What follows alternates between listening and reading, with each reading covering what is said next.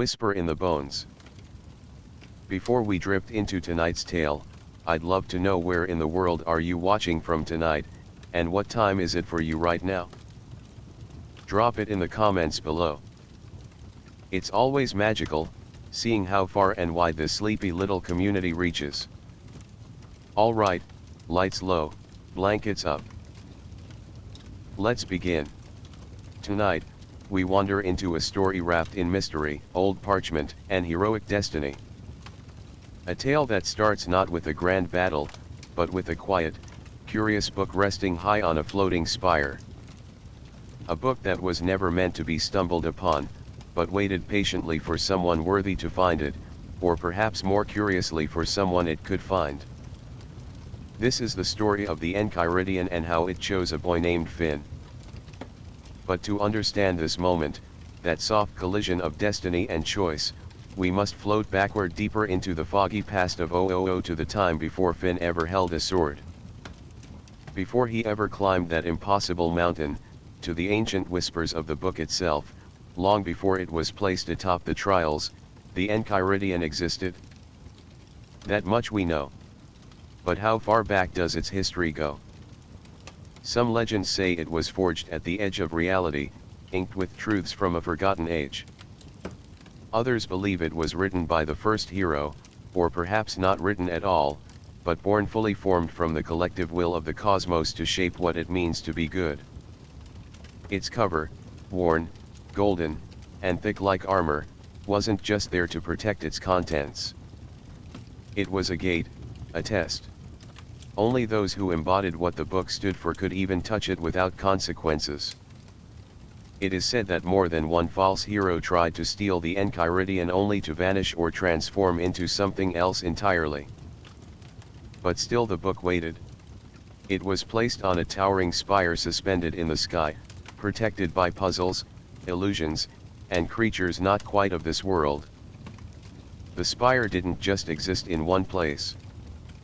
It shimmered between locations like it was caught in a dream, only revealing itself to those it invited. And then there was Finn, a boy not born into royalty or prophecy. Just a human kid with too much energy, a wild imagination, and a heart that burned like a campfire in the middle of a dark forest.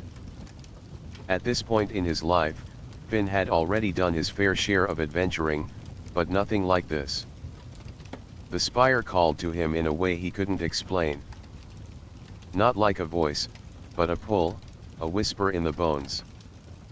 When Princess Bubblegum told him about the Enchiridion, a manual for heroes, Finn's eyes lit up like stars, a book that could show him how to be the best hero he could possibly be.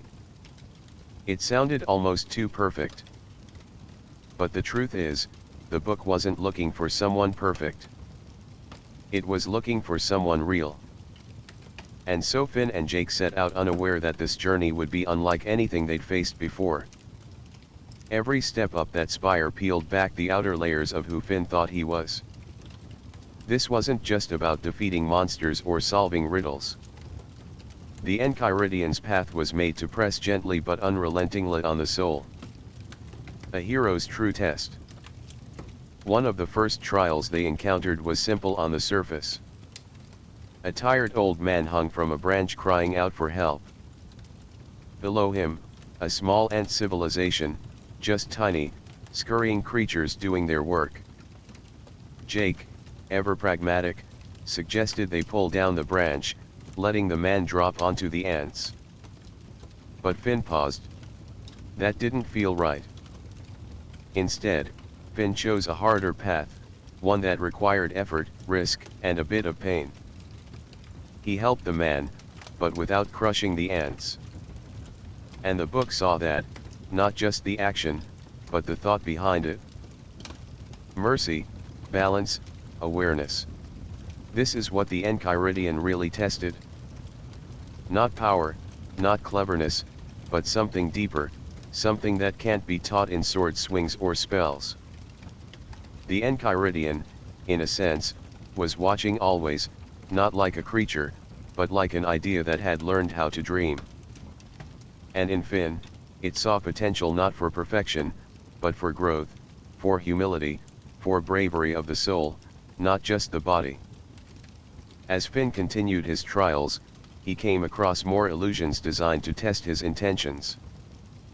At one point, a bridge lay broken with a creature asking him for payment to pass. Another moment a beautiful butterfly, wounded and trapped, fluttered beside a shortcut. Each decision Finn made rippled through the air like silent chords of music feeding into the book itself. And with each good deed, each kind choice, each moment of hesitation in the face of easy violence, the path became clearer. Not easier, but clearer. It's as if the Enchiridion was gently nodding page by page, whispering, "Yes, this is what a hero looks like." But it wasn't only Finn who was being shaped. The book, or the presence within it, was reacting, almost unfolding more of itself in response to his choices. Some believe the Enchiridion wasn't static at all, that it evolved alongside the hero, revealing new pages only when the soul was ready to understand them. And what a comforting thought that is, that wisdom doesn't arrive all at once, but waits until we're ready to receive it. Some say that when Finn finally reached the chamber where the Enchiridion rested, the book was already awake, not literally breathing, of course, but alive in that strange mythic way some objects feel when they've been touched by fate too many times. It didn't sparkle or glow. There were no trumpet sounds, no echoing choirs, just a simple stillness and the heavy quiet knowledge that something important was about to happen. Finn stepped forward, his fingers brushing the ancient cover. And nothing exploded. No lightning, no fire, just a warmth. Not heat, but warmth. Like the kind you feel in your chest when you realize you've done something right. Jake looked nervous. He always did around magical stuff that didn't bark or bite. But then he didn't hesitate. He opened the book and it opened to him. Inside the Enchiridion wasn't just full of words. It held truths, the kind you don't always understand the first time you read them. Diagrams that shimmered slightly when viewed at an angle. Phrases that rearranged themselves when you weren't looking. It was like the book didn't just contain instructions. It contained reflections. Pages that responded to who you were and who you might become. Some pages told of old heroes' names long forgotten who faced impossible odds and chose compassion anyway. Other passages gave vague advice wrapped in poetry. To open a locked gate, first unlock your own fear. Finn didn't fully grasp what it all meant. He wasn't supposed to. Not yet. The book wasn't there to tell him how to live. It was there to accompany him on the road. That's what made it so powerful and so dangerous. You see, while the Enchiridion was pure in design, the intention of its holder shaped how it was used. In Finn's hands, it became a map to kindness, courage, and self-discovery. But in another's grip, it could become a weapon, a guide to domination disguised as virtue. And others were watching. The book had not just revealed itself to Finn, it had announced itself. Across Ooo, in deep, forgotten vaults and quiet corners of the cosmos, ancient eyes opened. Beings like Magic Man, Prismo, and even the Lich. They felt a ripple, a tremor in the pattern. The Enchiridion was awake again, and its path had been set in motion. But for now, Finn was simply a boy with a book, heart pounding, eyes wide, dreaming of the kind of hero he could be. He carried it back with pride, holding it gently like it might dissolve in the wind. The pages rustled softly when he walked, as if whispering little affirmations to him. Yes, keep going. You're on the right path. Jake joked about using it as a coaster. Finn just smiled, knowing something in his bones that this book would change everything. And it would, because the Enchiridion wasn't just a book of heroism. It was a mirror, one that didn't reflect what you looked like, but who you truly were inside.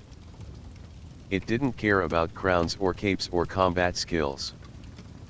What mattered were the invisible things: empathy, selflessness, conviction, the strength to do the right thing, even when no one was watching, especially then.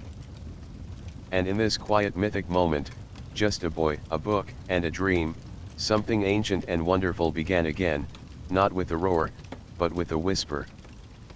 A whisper that would carry across dimensions through time and into the hearts of those who still believe in the gentle, stubborn light of a hero's soul.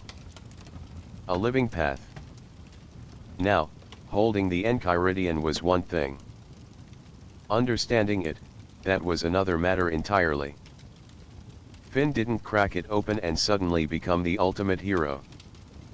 In fact, the more he read, the more mysterious the book seemed. It wasn't structured like a regular manual. There were no numbered chapters, no table of contents. Some sections looked like nursery rhymes. Others resembled ancient mathematical equations drawn in golden ink. A few pages even refused to show their words unless Finn was feeling a certain way. One day a passage would be blank. The next, after a tough decision in a dungeon or a hard moment with Princess Bubblegum, a line of text would appear where before there was none. The Enchiridion wasn't just guiding Finn. It was growing with him, responding, shifting, quietly, teaching him that heroism wasn't about a destination. It was a living path. And this idea, this flexibility is perhaps what made the book so powerful and so feared. Because not all heroes follow the same path. Not all choices are clear. And sometimes the hardest battles are the ones inside your own mind. One particular entry puzzled Finn for weeks. It showed an image of a forked road. One side was lined with gold and sunlight leading to a shining tower. The other path led into a misty forest, shadowed and crooked.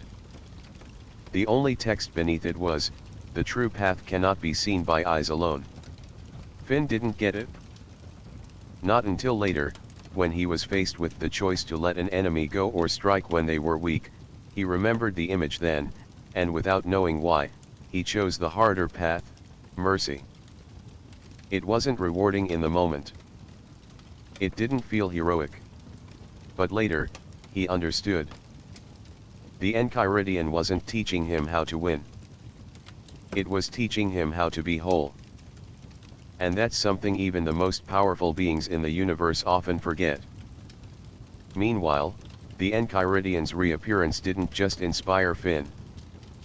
It also stirred up whispers in corners of the world most creatures dared not tread.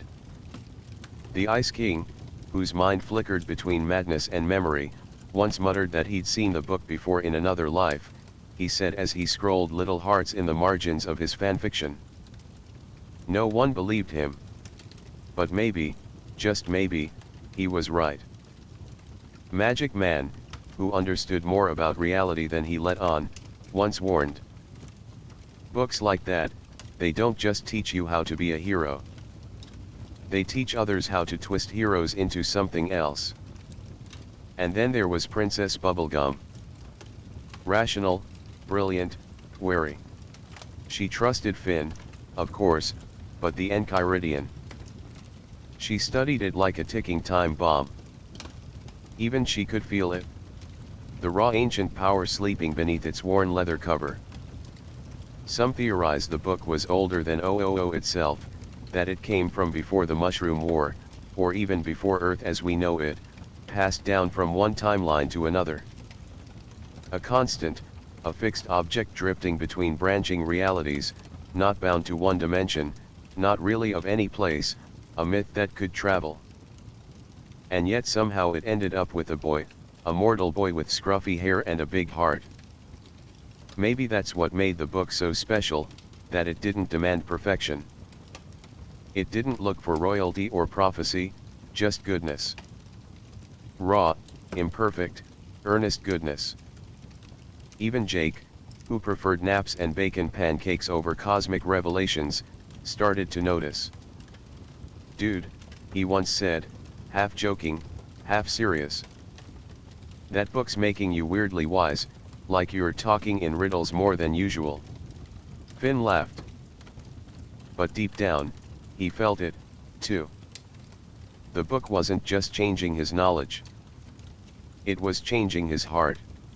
And that's what real stories do, don't they? They sneak in through the cracks, not like thunder, but like a soft breeze under your door, quietly shifting something inside you. You don't even notice it at first, but one day you look back and you realize you're not the same person who began the journey. You've grown. You've become. So when Finn read the final line of one of the Enchiridion's early pages, a line that shimmered faintly before fading away, it didn't frighten him. It moved him. The hero's path is not walked with feet, but with choices. He closed the book, and for a moment it purred. Not a sound you could hear, but a feeling like the forest after rain, like someone or something was proud of him. Because in a world filled with swords and sorcery, monsters, and mayhem, the real magic isn't in the battles. It's in the heart that chooses kindness over and over again, even when no one is watching. The book as a silent companion. As time passed, the Enchiridion began to take on a deeper role in Finn's life, not just as a guide, but as a kind of silent companion. There were moments when he wouldn't open it for days. He'd leave it on his nightstand, resting beside his hat or tucked beneath a half-eaten sandwich Jake had forgotten. But every time Finn returned to it, even casually flipping through the pages, something would resonate, a symbol that mirrored his dream, a phrase that echoed a recent decision, a passage that, though unread before, felt suddenly familiar. That's when he realized maybe the Enchiridion wasn't a book you read once. Maybe it was a book you carried your whole life. Because being a hero wasn't a single act of bravery. It wasn't slaying one monster or saving one village. It was 100 small decisions, 1,000 quiet moments. Choosing patience when anger would be easier. Choosing to listen instead of shout. Choosing to try even when you're scared. The book in its own strange way seemed to understand that. But as Finn grew wiser, more thoughtful, he began to notice something unsettling. Pages of the Enchiridion were changing. Not always visibly, some were subtly darker at the edges. Others began to include diagrams he didn't recognize, words that didn't translate even with magic. And some pages were gone. It was as if the book was preparing for something or responding to a threat. And it was because Finn wasn't the only one with access to the Enchiridion anymore. Through a series of strange and ominous events, the book would later fall into the hands of others, those whose hearts were not guided by kindness, but by control, hunger, and destruction. The Lich, most notably, would find a way to use the Enchiridion not as a mirror, but as a weapon, a key to unlock the gates between worlds to tear through the threads of the multiverse. But that part of the story comes later. Right now, what matters is this. When the book was still whole and the boy still becoming, there was a purity to the journey, a sacredness. Because in that moment, the Enchiridion was doing what it was truly meant to do. It wasn't about teaching combat stances or how to rescue a damsel in distress. It was showing Finn how to understand the weight of choice. That even small acts, saving an ant, refusing to strike a weakened foe, offering a hand instead of a sword, those moments echo. They ripple across lives, across timelines, across worlds.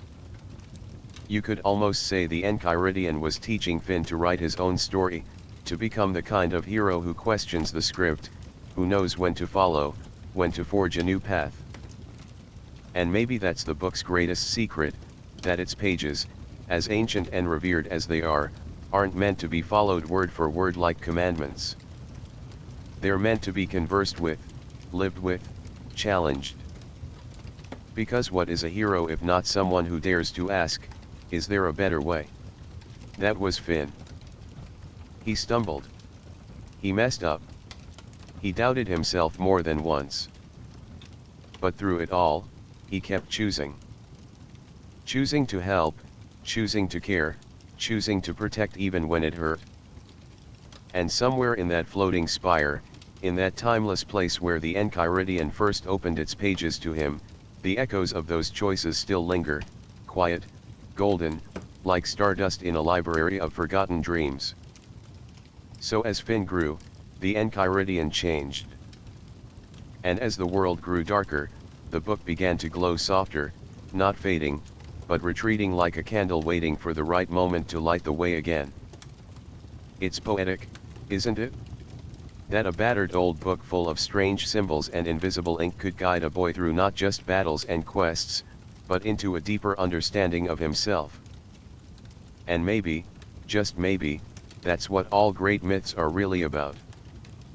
Not dragons or dungeons, not even saving the world, but the quiet, luminous transformation of a person who dares to live with an open heart. So the book found the boy, or the boy found the book. Maybe in the truest, most mythic way, they found each other. And from that moment on, everything began to change. The mirror of self.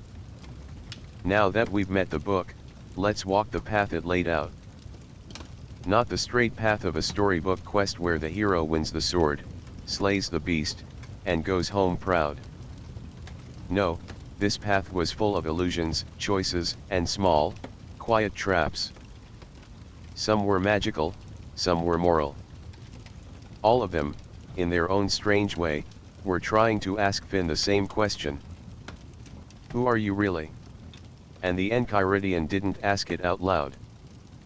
It asks through symbols, through situations, through the kinds of puzzles that don't just test your brain, but your soul.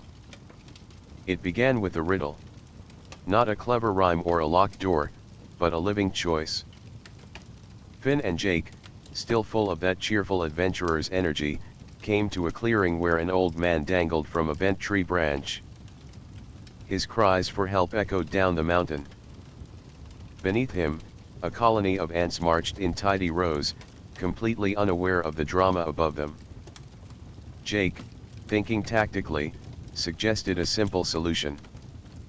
Just pull down the branch, drop the man, and move on. But Finn hesitated. Dropping the man would crush the ants. Saving one life would end dozens of tiny ones. And here's the thing. No one was watching. No crowd, no judges, no rewards. It was just Finn, the tree, and the quiet weight of the decision. And Finn chose the third way, the hard way. He worked around the branch, figured out how to ease the man down without harming the ants. No fanfare, just compassion in action, a gentle heroism. It was the first true test, not of strength, not of smarts, but of value. And the Enchiridion, it noticed. From that point on, the path became stranger. Not in a scary way, more like walking through a dream that keeps shifting under your feet. The next challenge wasn't a monster, but a giant ogre who didn't attack. He simply blocked the road, humming to himself and asking riddles in a gravelly, gentle voice. "What is the bravest thing a hero can do?" he asked. Finn, still growing into his own idea of heroism, said, "Fight the biggest monster." The ogre smiled. "Wrong." Jake shouted. "Eat the biggest sandwich." The ogre chuckled eventually. Finn shrugged. "I don't know. Maybe let someone else win." The ogre blinked. "Closer," he said, stepping aside. He never gave a real answer because the answer wasn't the point. These weren't riddles with clean solutions.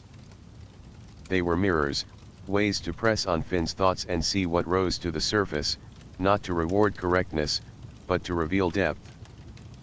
And then came the mirror, not a symbolic one, a real mirror, tall, foggy, with a frame carved in twisting golden patterns that shimmered slightly when you stepped near. It sat in a hollow chamber with no roof, just starlight pouring in. And when Finn looked inside, he didn't see himself. He saw a version of himself, a little taller, more confident, holding a blade of pure light. Behind him, people cheering, crowns on his head, victories. At first, it thrilled him, but then the mirror self turned and smiled. A hollow, proud smile, eyes cold. A hero who had won everything, but looked utterly, painfully alone. Finn looked away. The mirror shimmered, cracked slightly, and whispered something so faint only he could hear. Be careful what kind of hero you dream of becoming.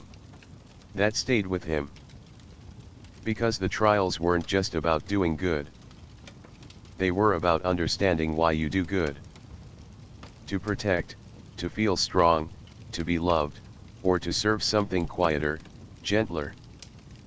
Each challenge shaped him a little more, not through violence, but through reflection. There was a field of flowers that sang when you stepped on them, soft, whispery notes. The faster you ran, the louder they cried. Finn had to slow down. Listen. Move with intention. A simple task but emotionally exhausting because the real enemy wasn't out there. It was rushing, impulsiveness, ego. The Enchiridion was teaching him to be still, to observe, to walk not with pride, but with presence. And the monsters, oh yes, there were monsters. But they didn't roar and charge.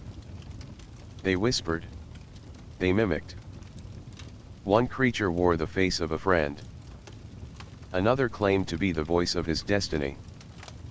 Each one designed not to be defeated, but resisted. The worst of them looked just like Finn.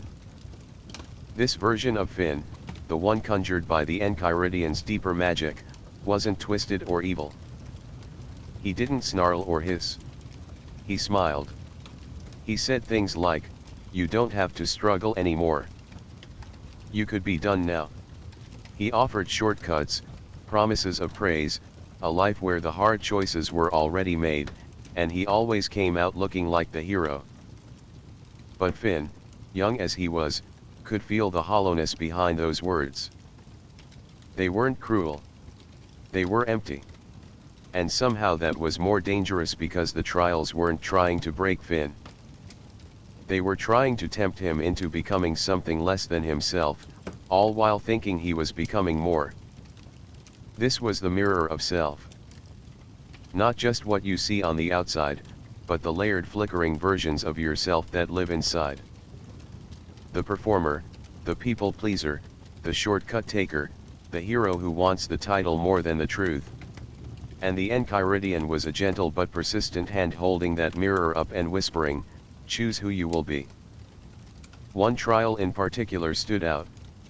It was quiet, just a stone table with 2 glasses of water. One was clear, one was clouded. A note sat beside them.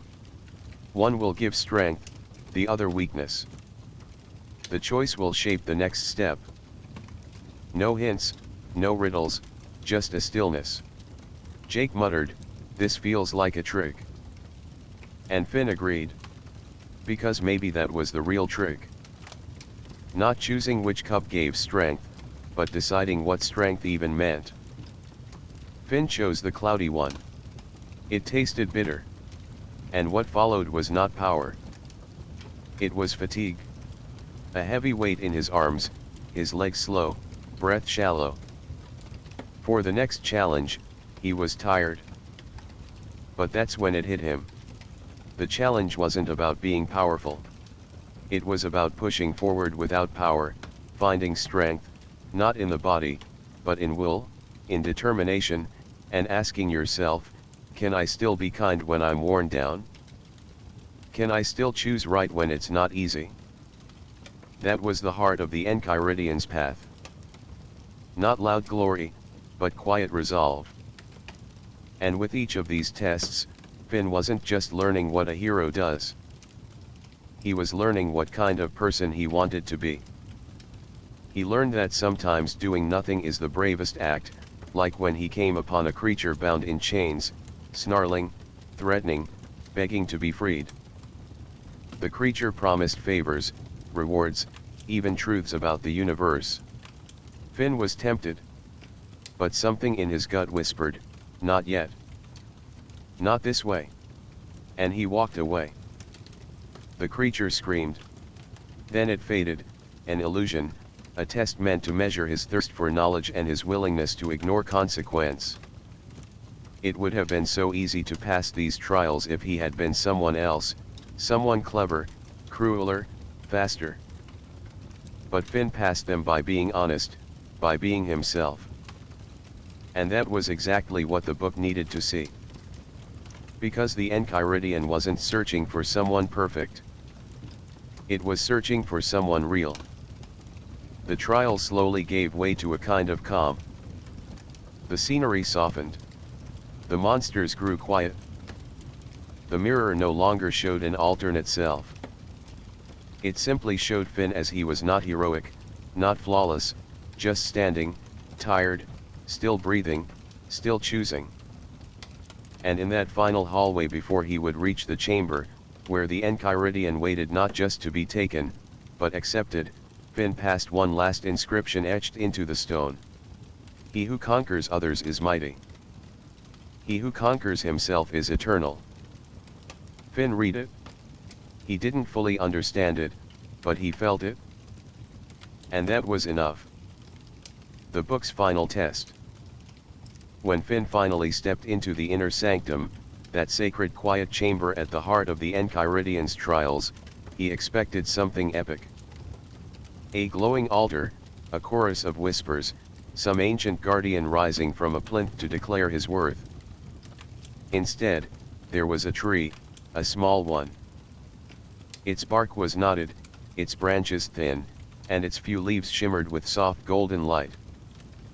Beneath it sat a single low pedestal, and on that pedestal, almost unremarkable in its simplicity, rested the Enchiridion. The book didn't glow.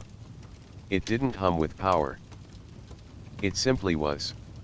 Jake broke the silence first. Man, that's the big secret. I thought we were going to fight a lava dragon or something, but Finn said nothing because he felt it. The weight of the room, not a physical pressure, but a spiritual one, a stillness that hummed with meaning. As he approached, the book almost seemed to breathe. Its leather cover was weathered, marked, touched by dozens, maybe hundreds of hands before his. The Enchiridion, after all, was not just a book. It was a record, a memory, a thread in the long braid of heroism across the ages. Not a guide to becoming a hero, but a reflection of those who had dared to try. Each trial Finn passed had left an imprint on the book, just as each had changed him. And now it was time for choice, not just to pick up the book, but to claim it. To declare without anyone watching or appraising or awarding him. I am ready to carry the weight of my choices. He reached forward, his fingers brushed the cover, and the room changed. The tree shimmered, not violently, not with fireworks, but like a soft breeze moving through old memory. Suddenly, the walls of the chamber fell away. Finn was no longer underground, no longer in the material world. He was in a space of stars and shadows. A kind of void, but not empty, alive, filled with glimmers, echoes, the faintest impressions of people long gone. He stood not before the book now, but within it. Each star around him flickered, holding stories, moments, echoes of heroism, both noble and flawed. A princess once traded her freedom to save a village. A thief gave up a fortune to protect a friend. A warrior chose mercy over vengeance. Not all of them succeeded, but each of them chose. They made a mark, not on the world, but on themselves. And now it was Finn's turn. A voice echoed, not loud, not deep, gentle, curious. What have you learned? It wasn't a test. It wasn't judging. It wanted his truth. Finn hesitated, then spoke. That being a hero isn't just about fighting bad guys or being brave or even doing what's right. He swallowed. It's about knowing who you are and not letting go of that even when everything around you tries to change it. Silence. Then the stars pulsed. The chamber folded back into itself, and the book was once again in his hands. It had changed. Now etched along the spine were faint glowing runes. His runes. They weren't letters. They weren't even words. They were choices marked in light. Proof that he had walked the path and left it wiser. Jake looked confused. What just happened? Finn smiled, not entirely sure himself, but he felt steady. Not powerful, not chosen, just whole. That night, around a campfire under the stars, Finn flipped open the Enchiridion. The first page read, "This book belongs to those who seek not victory, but understanding." It was blank beneath, waiting. Because the Enchiridion isn't finished. It never is. Every hero who touches it, who carries it, or is carried by it, adds to its pages, not with ink, but with their life. And so, as Finn drifted into sleep that night with the book beside him, the stars above seemed to shimmer in new patterns. The journey wasn't over. It had only just begun. Because riddles and monsters will always return. But the mirror, that strange inner mirror, will never stop asking, who are you becoming? The pages of a growing soul. Though Finn now possessed the Enchiridion, its deeper riddles were only beginning to reveal themselves.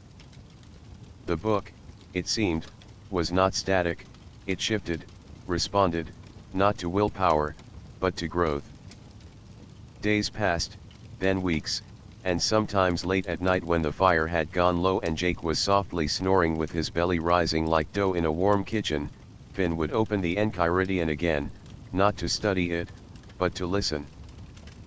The pages were filled with sketches, metaphors, strange diagrams that didn't always make sense. Some were childish doodles, others ancient, cryptic symbols older than the Candy Kingdom itself. But every so often a page would appear that hadn't been there the day before. Like the book knew something had changed inside him. One night a new riddle emerged, scrolled in oddly familiar handwriting. What is braver, to fight your enemy or forgive them? And beneath it, in the margins, a note. The hardest battles leave no scars. Finn sat for a long while turning those words over in his head. He remembered the grassy wizard, how he'd wanted to punch that guy into orbit, but he hadn't. He remembered the time he helped Ice King, not because he had to, but because he could. He thought of Fern, of how anger can feel righteous until it makes a stranger of your own reflection. The Enchiridion wasn't teaching him spells or sword skills anymore. It was showing him himself. And perhaps that was the quiet magic of the book, that it never gave him a single clear answer. No how to be good checklist.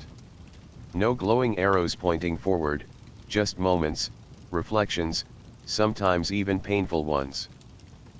In one section, Finn discovered a passage titled "The Wound You Hide." It began, "All heroes are broken. Not because they failed, but because they cared." Beneath it was a single image, a young warrior with wide, earnest eyes. His shadow behind him was tall and monstrous, not evil, but aching. Finn closed the book softly.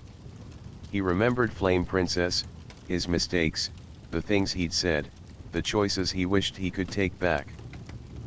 And he wondered not if he was a hero, but if he wanted to be. Not the sword-swinging, dragon-slaying kind, but the kind that understood what it meant to hurt others even accidentally. The kind that tried to make amends, not just move on. The Enchiridion had started as a symbol, a shiny trophy of heroism. Now, it was more like a mirror, one that didn't judge, just reflected. Still, riddles remained. Some pages were sealed, fused shut with waxy threads. Others faded as he read them like dreams slipping through morning light. One page simply read, "Ask the book no questions you aren't ready to answer." It was maddening and comforting. Jake, of course, had his own take. "Dude," he said one afternoon, balancing a pickle jar in his nose. "What if the book is just like, alive? Like an old turtle that's been around forever, just vibing with your thoughts?" Finn laughed. "Maybe it feels more like the book's been watching heroes a long time, and it's waiting to see if I become something different." Jake raised an eyebrow. "Different how?" Finn hesitated and then answered quietly. "Not just someone who saves the day, but someone who learns why the day needs saving." That night, Finn dreamed. He stood once more beneath the tree from the chamber, but this time it was larger. Its leaves shimmered like stars, and its roots reached deep into the earth, tangled around old bones, forgotten cities, memories lost to time. A figure approached, hooded. No face, just presence. It spoke. "The monster is never just the beast. Sometimes it is the fear you carry of becoming it." Finn woke with a chill. And the next time he opened the Enchiridion, a new phrase had appeared at the top of the page. "The final riddle is always you." There it was again. The truth no one says aloud when you first set out swinging your sword and shouting your dreams into the wind. Being a hero isn't a quest you complete. It's a question you keep asking, and the answers change as you do. Finn would go on to face darker things, things the Enchiridion hadn't prepared him for. He would lose pieces of himself. He would fall. But each time when he rose again, the book felt different in his hands. Not because it had changed, but because he had. And maybe that's the secret it held all along. Not how to win, but how to grow. Not how to be strong, but how to be brave enough to look at yourself and still try to be better. Even when the monsters are quiet, even when no one is watching, even when the mirror shows you something you didn't expect, especially then. The secret's in the ink. The Enchiridion is many things. A guidebook, a relic, a challenge, and as Finn discovered, a mirror. But beneath its cover lies something more elusive and perhaps more powerful than any magical trial or cosmic test. Something that even heroes overlook in their haste to prove themselves. The pages themselves. You might expect glowing runes, enchanted ink, or maps that change under moonlight. And yes, those things exist. But what makes the Enchiridion truly mysterious isn't its magic, it's its intention. See, the Enchiridion isn't written like a normal book. Doesn't tell a linear story. There's no table of contents, no numbered chapters. Instead, the pages seem to respond to you. For Finn, the first few pages were blank. Then slowly words began to appear, just a few lines at a time.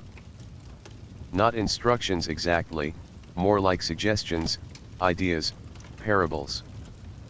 Sometimes a riddle, sometimes a drawing, sometimes just a single sentence written in ancient script that only made sense when he felt something deeply.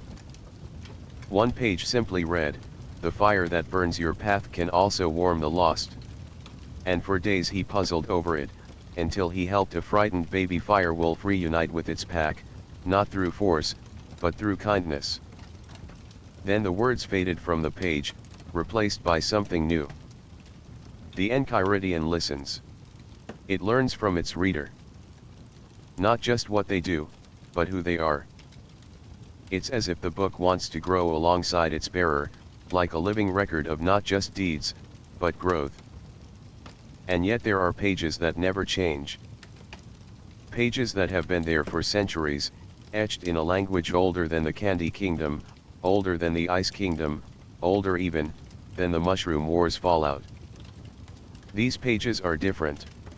They hum when you touch them, not with noise, but with feeling.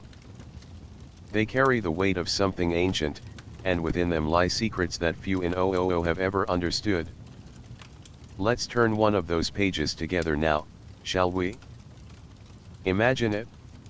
Soft parchment, brown with age, its ink glittering faintly in the firelight.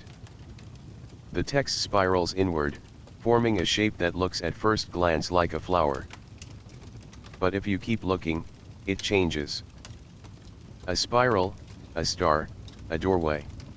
This is known to some as the glyph of echoes.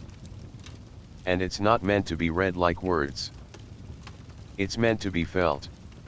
Some say it's a kind of magical circuit, a map of memory. Others believe it's a sigil that reflects the reader's future, but only when viewed in a mirror of water during a lunar eclipse. Whatever the case, its presence in the Enchiridion tells us something crucial. The book does more than teach.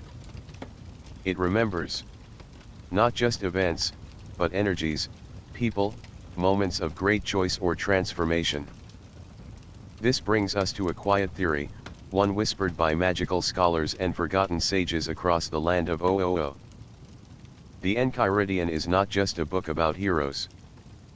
It is built from the essence of heroism itself. Each page might carry the emotional imprint of someone long gone.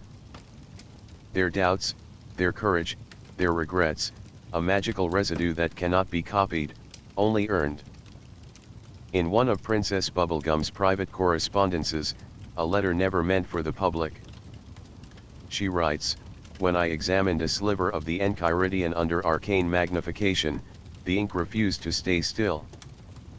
It moved, not randomly, but with purpose, as if the very words resented being watched." She described entire sections of the book written in non-Euclidean calligraphy shapes that shouldn't exist in three-dimensional space, letters that looked like they were bending around the reader's thoughts. The closer you got to understanding them, the more they changed. And still the book never lied. It may obscure, it may test, but it never deceives. Because the Enchiridion was not designed by a trickster. It was written or perhaps grown by those who understood a very specific kind of truth. That knowledge is not enough. That power is not enough. That even courage is not enough. To be a hero, a real one, you must reflect.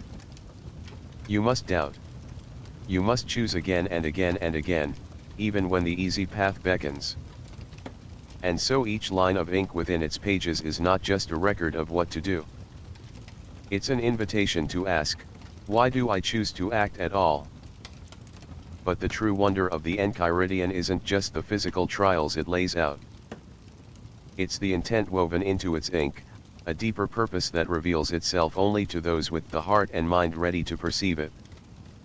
The living test. Let's drift ever so gently into one of its lesser-known chapters, one Finn never openly spoke about, and yet it changed him. Deep in the middle section of the book, past the pages marked with obvious trials and heroic ideals, there's a curious spread, blank at first glance, just two facing pages, smooth ancient parchment.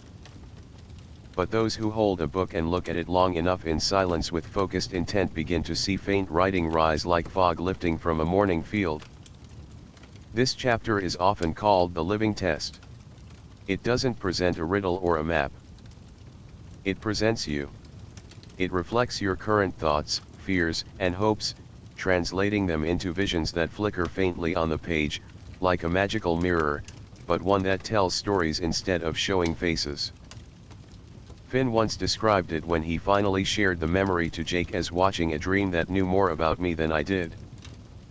In that dreamlike experience, Finn was guided into a scenario where he met an older version of himself, not post-apocalyptic farm world Finn or the battle-hardened future variant who had lost his arm, but a contemplative, quiet Finn who had chosen peace over power.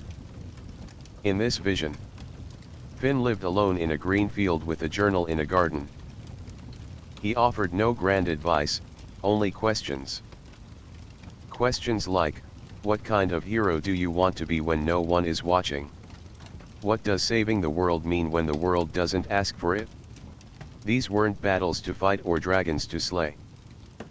They were questions to feel. And the Enchiridion recorded Finn's responses in real time.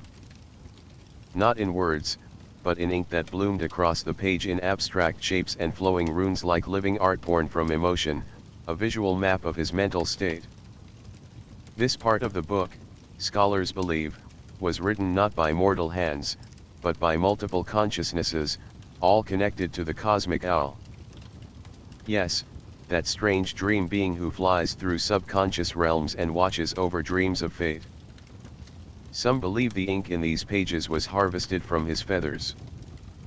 Each stroke representing a potential outcome or the ghost of a life not lived. Now imagine a book that changes based on your answers, that asks more than it tells, that doesn't reward strength but sincerity.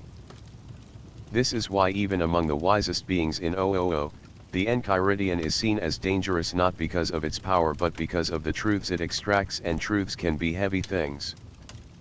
Let's take a closer look at some of the symbology hidden in those inked pages.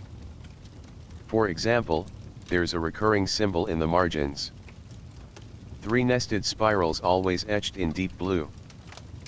At first, it seems decorative, but when compared across multiple timelines and universes, it appears at critical junctions: when Finn meets Prismo, when the Lich is unleashed, when the multiverse begins to splinter. Could it be that this triple spiral is a multiversal warning sign, or perhaps a beacon meant to help the book navigate across dimensions or communicate with parallel versions of itself? Some dream seers even suggest that the book contains echoes of other Enchiridions, offering insights from their alternate selves. Finn wouldn't have known this consciously.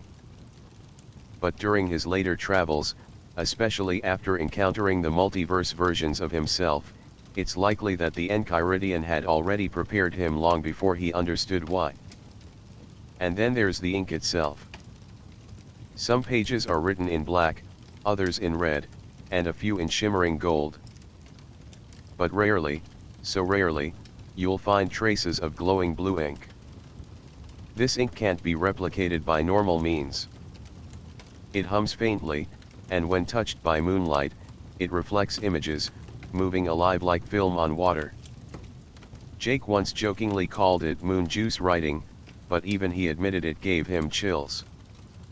What's fascinating is that this ink appears only near passages discussing sacrifice, self-loss, and cosmic duty. Almost as if the Enchiridion is alive enough to highlight what it deems most important, like it's trying to whisper something to the reader, a gentle nudge, a cosmic breadcrumb trail. It's worth noting that one of these glowing passages appeared after Finn's first major heartbreak, when Flame Princess broke things off. The Enchiridion remained silent for weeks, and then one night a single page shifted. New ink appeared, not written by hand, but as though breathed into existence. It spoke not of love or loss, but of patience, of waiting, of the importance of letting go before growing forward. Strange for a book about heroism. It spends a surprising amount of time talking about healing. And maybe that's what makes the Enchiridion such a paradox. The Enchiridion as a multiversal key. And now, let's keep floating further down this quiet current of mystery. So far, we've seen that the Enchiridion is far more than a simple instruction manual. It's a layered living text shaped by its authors, its readers, and even by time itself. But now we arrive at one of the most curious questions of all. How exactly does the book know who is worthy? Is there a deeper intelligence within it? Is the book in some strange way alive? Let's gently turn another metaphorical page carefully, quietly, and explore what lies between the ink and intention. There are moments in the series where the Enchiridion behaves more like a magical object than a written document. It reacts to Finn's presence. It resists evil. It changes hands only when it chooses to. One particularly notable moment is when the Enchiridion is used as a key to the multiverse, but only after it's been corrupted. That suggests the book has rules of access, permissions, and perhaps a form of awareness. Some fans believe that the Enchiridion is bound to a cosmic intelligence, perhaps one of the ancients who designed the original structure of Ooo's heroic mythos. Others say the book is a prison or a beacon created not just to guide heroes, but to summon them across timelines when the world needs them most. One subtle detail. When Finn opens the Enchiridion in different episodes, we often see different pages, some written in ancient runes, others illustrated with vivid, almost prophetic images. This inconsistency may be artistic license, or it might be a clue. A suggestion that the book reveals different knowledge based on who is reading it and when. Like a magical mirror that doesn't reflect your face, but your soul's readiness. This idea aligns with how the book functions as a test of character. It contains puzzles, moral questions, paradoxes. When you look into its pages, what you find might depend on what you bring with you. Your fears, your hopes, your destiny. Like the mirror of self we saw earlier, the Enchiridion does not simply instruct, it reflects. Now, let's take a closer look at some of those strange illustrations, the ones that flash by quickly in certain episodes, almost like visual whispers. In one depiction, there's a warrior surrounded by fire reaching toward a star. In another, a hand opens, and inside it sits a tiny globe with trees and clouds swirling inside. These feel like dream imagery, symbolic more than literal. But what's fascinating is how they echo other parts of the series. The fire may represent the trials of the Fire Kingdom arc, the globe in hand could allude to Orgulorg and the idea of cosmic scale and power trapped in mortal form. These pages may not be telling one story, but many stories all at once, each meant for a different reader, a different time. And this brings us to an even stranger idea. What if the Enchiridion is connected to the multiverse itself? Not just as a key, but as a kind of map, a master index of all heroic possibilities. Every timeline might have its own Finn, its own path, its own trials, but perhaps the book is the one constant, anchoring them, guiding them, adapting to their needs.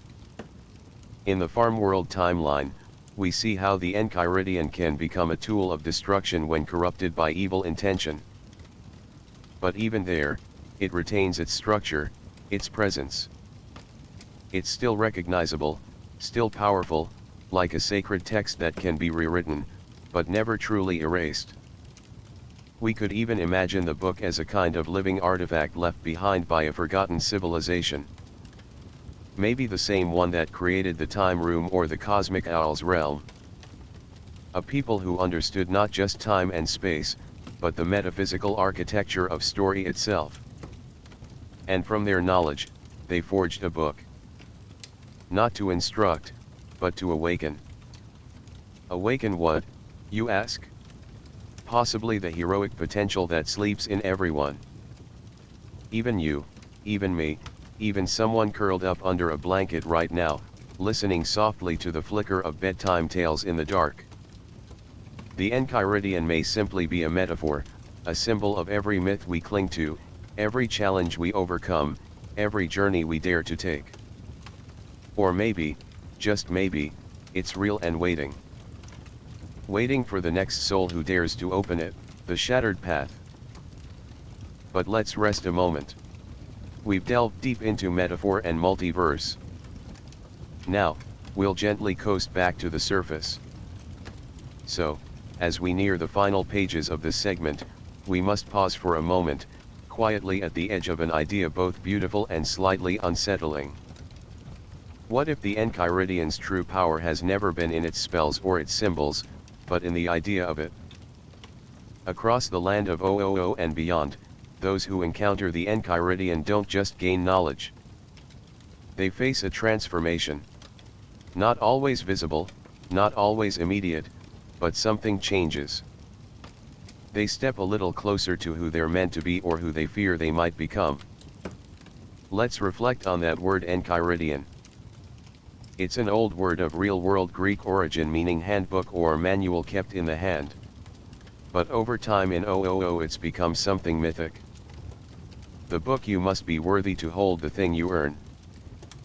But the deeper irony is that the book never truly teaches. It prompts. It challenges. It asks questions with no clear answers. Even the tests it presents.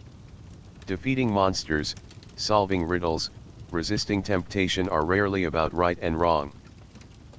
They're about who you choose to be in moments of fear, anger, or doubt. Finn, our familiar boy hero, receives the Enchiridion after a long and whimsical trial. But what does it really give him? Not power, not invincibility.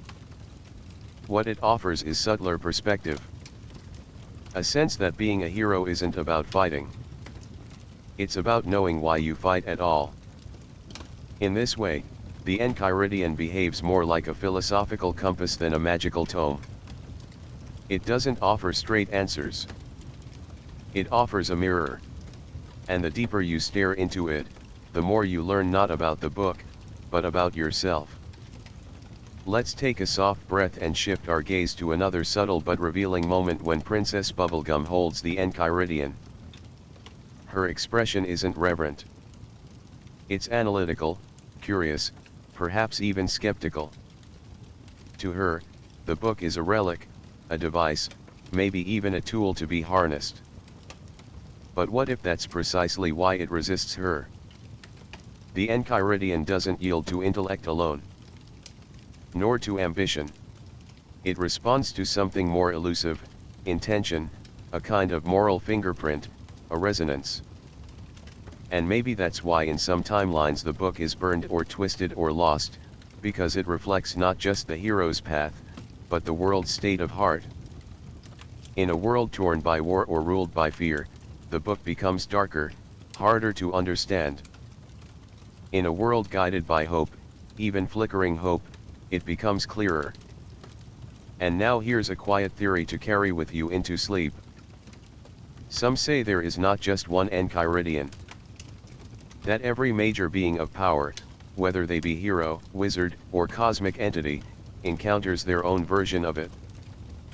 A unique manifestation drawn from their psyche. To Marceline, it might appear as a song. To Simon, perhaps as a diary he once forgot.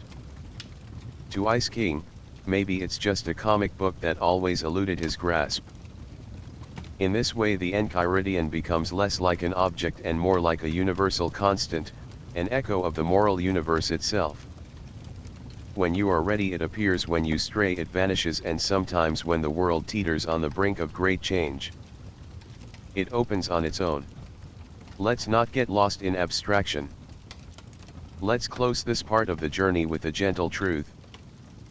Whether real or imagined, enchanted or mundane, the Enchiridion matters because we believe it does. Because deep down we all hope that there's a map, a guide, a story that might help us become who we were meant to be.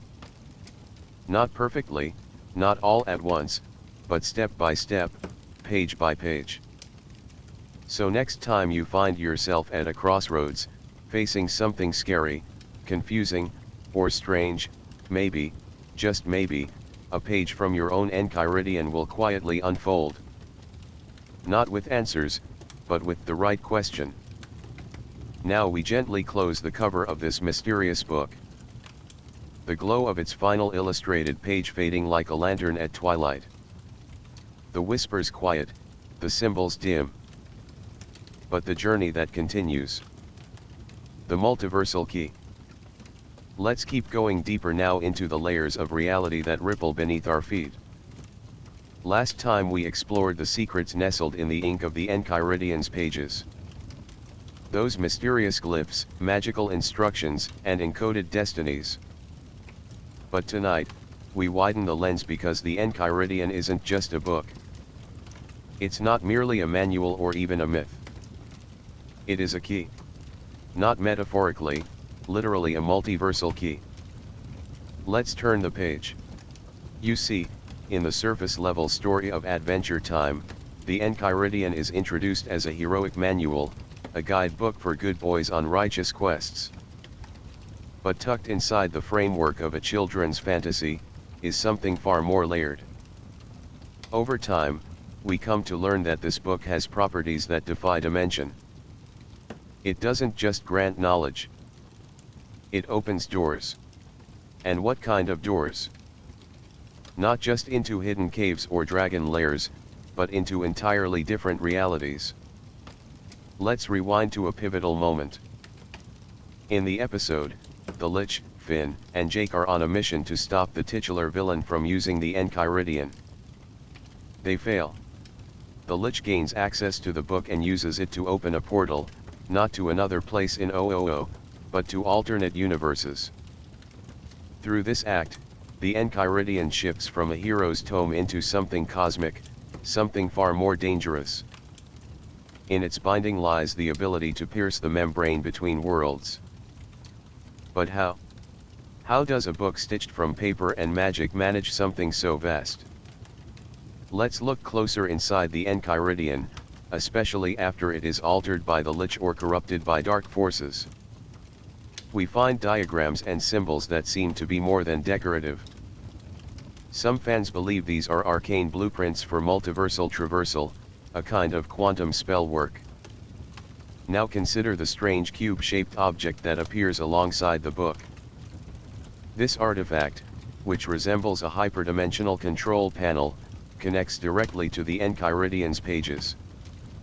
When powered with cosmic energy, it allows its wielder to select realities like channels on a multiversal television. This isn't fiction within fiction. This is lore as infrastructure. And once again, we ask, who made this? Who decided that a book bound for young heroes should also be a backdoor into all possible realities? Let's zoom out for a moment. The Enchiridion seems to operate on intention. If used by a pure-hearted hero, it guides them along a noble path.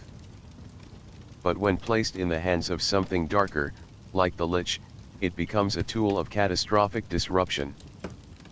This aligns with what we discussed earlier about the ink itself possibly being alive or at least reactive to the user's purpose. But when the multiverse is involved, intention becomes exponentially more powerful because every decision, every wish, every twist of desire isn't just about one outcome. It's about infinite variations of outcomes. And so the Enchiridion may not open fixed portals. It may instead open mirrors, pathways not just to different realities, but to your own personal variations of those realities. In other words, it doesn't just lead to somewhere else. It leads to what might have been. Imagine holding such a key. Would you seek out the timeline where you made the right choices, where your friends survived, where your mistakes never happened? Or would the temptation become a trap? Would the need to fix the past unravel everything? In Crossover, we see this possibility explode into action. Finn travels into the Farm World universe, an alternate version of Ooo, where the mushroom bomb never fell. Magic is scarce. The world is more grounded, but also more volatile. In this place, the stakes are higher because the walls between realities are thin. And the Enchiridion is what tears those walls open. But the book doesn't just allow travel. It changes the laws of the reality it touches. Think about that. Wherever the Enchiridion is present, the rules begin to bend. Characters remember things they shouldn't. Events from one world begin to echo into another. It's as if the book reprograms reality with every page turned. Could it be that the Enchiridion is less of a guidebook and more of a command line? Something built not just to explore, but to rewrite. And that leads us to a chilling thought. What if the Enchiridion didn't just happen to end up in Finn's hands? What if it sought him or was sent? Because a tool that powerful wouldn't be left to chance. It might be part of a larger cosmic architecture, one maintained by beings far beyond our comprehension. Ooh. You probably already know some of them. Prismo, the cosmic owl, or even Orgolorg, whose agenda spans galaxies. We'll get into those soon, but for now, let that settle. The book that taught heroes to fight monsters and speak the truth is the same book that tears the veil between realities. It doesn't just show you the way. It changes the way. When the hero's path breaks. But what if I told you the Enchiridion wasn't just a book about heroism? It was a lockbox of cosmic intentions and the key to something far greater than OOO. You see, the Enchiridion's journey didn't stop with Finn completing his trials. That was just the surface story. Buried within its pages were instructions, codes, even runes, symbols that weren't meant to be read by the eyes of mortals, but interpreted by higher beings, cosmic custodians who maintain the fragile stitching of the multiverse. Let's gently drift back to that fateful moment in the episode The Lich when Billy, who we later discover is possessed by the Lich, steals the Enchiridion. It's not to read bedtime stories or unlock secret sword techniques. No, his goal is to open a portal, a rift between dimensions. The book once paired with the multiverse portal in the heart of Prismo's time room becomes a literal key, not a metaphorical one, not a symbolic one, a device. This shift in function from sacred guide to physical mechanism marks a turning point. The Enchiridion, crafted supposedly by ancient cosmic forces, was never only meant for heroes like Finn. It was a safeguard, yes, but also a potential fail-safe, an access card to deeper realms, including the very realm of the multiverse. Now, sleepy traveler, imagine this for a moment. The book sits silently, closed in the palms of a corrupted champion. Its golden clasp flickers, reacting to dark intent. The pages hum not from being open, but from proximity to a dimensional gate. These aren't ordinary pages anymore. They're layered with quantum potential, like compacted light folded into scripture. Each word, each paragraph responds to intention. And when the Lich through Billy invokes its power, something almost sacred happens. The book doesn't resist. It fulfills its original programming. It opens the gate. And through that gate, we glimpse Farm World, a universe adjacent to Finn's, not unlike his own, yet fundamentally different. Finn still exists there, but not as a carefree adventurer. In that world, he's hardened, weaponized, a boy shaped not by candy and joy, but by nuclear winter and survival. The Enchiridion, by unlocking the multiverse, gives us our first canonical proof that all these alternate versions of reality are real, not imagined, not dreamt up by fan theories. Real. And it raises unsettling questions. Who wrote this book truly? Did they foresee this happening? Did they want it to? Was it a test? One that Finn and his world failed simply by allowing the book to be stolen. The book, after all, had always known who was worthy. It had zapped people before. It judged. So why didn't it resist Billy's touch? Unless its idea of hero wasn't fixed to morality, but to strength of will. Think back to earlier when Finn's trial was to resist trickery, solve riddles, and fight with compassion. The Enchiridion approved because Finn showed resolve and integrity. But what if in the Lich's hands the book recognized another kind of resolve, a darker one? Will unbending, intent unshaken, the same unwavering drive, but toward annihilation rather than salvation. If that's true, then the Enchiridion wasn't corrupted. It was functioning exactly as designed. Which brings us to the troubling idea. The Enchiridion was never about guiding heroes. It was about testing realities, determining which timelines were worthy of protection and which might need pruning. That sounds a bit far-fetched, doesn't it? But then we remember in later episodes, Prismo, a being beyond space and time, admits that timelines are curated, that some universes are destroyed to preserve others. And so the book in its strange quiet way could have always been part of that balance. A cosmic controller in disguise, an object of free will that ultimately reported back to the cosmic system, to Prismo, or even further up the ladder to entities like the cosmic owl or the incomprehensible being called Golb. The idea is terrifying, but also oddly beautiful because it means Finn, by holding that book, by choosing kindness in the face of violence, added his weight to the side of the multiverse that believed in hope. His decisions weren't just for Ooo. They were logged, noted, echoed, and like ripples through mirrored worlds. And so each time the book changed hands, each time a new hero or villain touched its cover, the universe held its breath. Who would it choose? Who would be tested? Who would open the gate? And what would come through? The final lesson, writing your own guidebook. Let's wander now through the fractured echoes left behind after the Enchiridion fulfilled its strange function. When the Lich used the book to tear a hole into Farm World, the consequences were immediate and catastrophic. In that moment, the Enchiridion didn't just open a door. It shattered a boundary that had held firm for untold centuries. Farm World wasn't meant to interact with Finn's timeline. Its reality marked by post-apocalyptic survival, different histories, and altered personalities had diverged long ago. Yet here, suddenly, the two worlds were tethered by a single glowing seam in space. A seam the Enchiridion had enabled. And the damage didn't stop there. When Farm World Finn first receives the Ice Crown in that universe, delivered by the Lich's manipulations, it sets off a new chilling chain of events. This Finn, unlike our own, isn't tempered by compassion or friendship. He is desperate, hardened, protective of his family. And in that desperation, he wears the crown and begins to lose himself as Simon once did.